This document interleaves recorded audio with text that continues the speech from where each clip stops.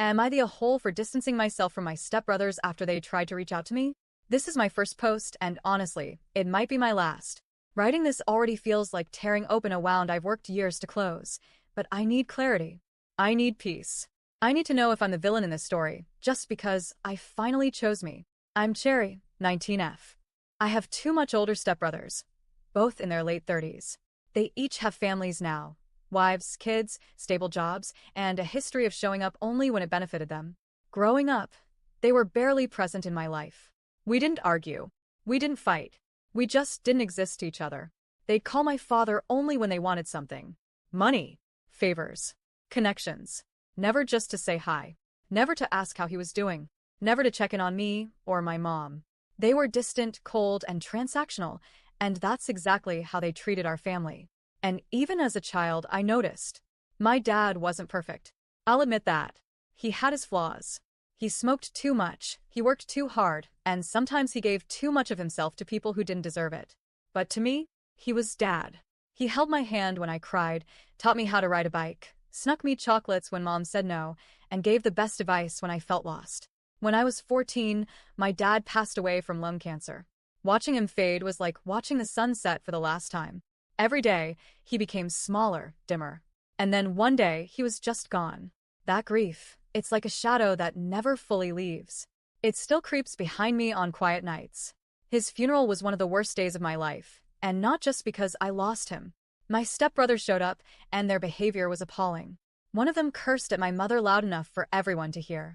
They treated the ceremony like an awkward obligation, not the farewell to a man who gave them everything. But what shattered me the most was something my uncle, my mother's brother, said to me just before we left for the funeral. He pulled me aside and whispered, "Don't eat or drink anything they give you, and don't take anything from them." At first, I was confused. He was calm but firm. I didn't understand the warning, but I listened. At the funeral, one of their wives, smiling politely, handed me a juice box. "We brought some for the kids," she said. I thanked her, but I never opened it. I didn't even touch it again. I left it on a shelf before we went home. From that moment, a switch flipped inside me.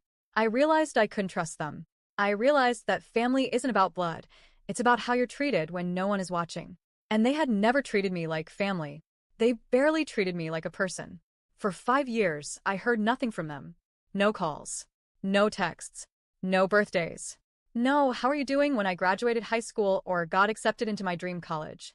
Not even a message when I got my driver's license or won that academic award I worked so hard for.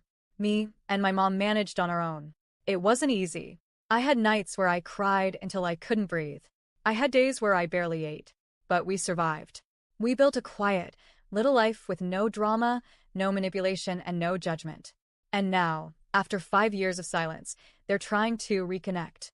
It started with a phone call from my other uncle, my father's brother, Uncle Mango. He invited me to a lunch in honor of my dad. It's a tradition in our country, honoring the dead with a meal among loved ones. I was polite at first until he said, "You need to make peace with your brothers. They're family. You can't hold a grudge forever." He then went on to criticize my mother for not encouraging me to rebuild a relationship with them, as if I'm some brainwashed puppet with no will of my own. I was stunned. I'm 19. I can think for myself. I told him, calmly, that I had no interest in attending, that I didn't want to see them, that I didn't feel safe.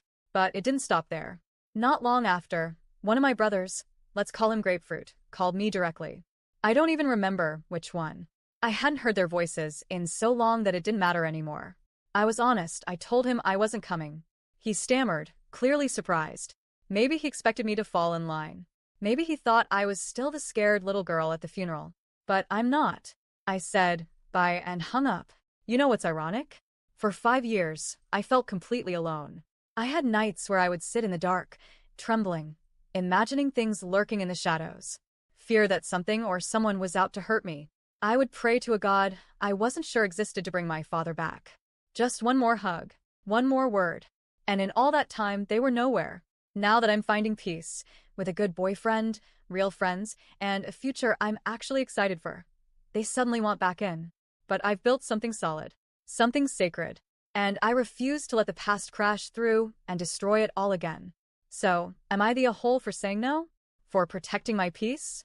For not wanting to reopen wounds that still bleed when I touch them? They weren't there when I was lost, grieving, or scared. They don't get to be here now.